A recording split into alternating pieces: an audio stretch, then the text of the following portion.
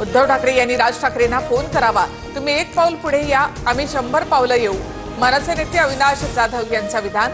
Thackeray brand टिकवण्याची मनसैनिकांची भावना. काँग्रेसचा हात सोडाल तरच टाळी देणार. राज ठाकरे यांच्याकडून ठाकरेंच्या शिवसेनेसाठी अट सूत्रांची माहिती. राज ठाकरे यांनी सुद्धा भाजप आणि शिंदेचा हात सोडावा.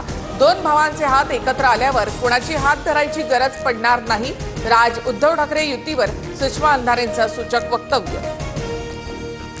राष्ट्रवादी एकत्र येण्यासंदर्भात कोणताही प्रस्ताव नाही, मात्र भविष्यात आमच्या विचाराशी सहमत असलेले पक्ष जोडले जाऊ शकतात. सुनील तटकरेंच्या विधानाने पुन्हा चर्चा.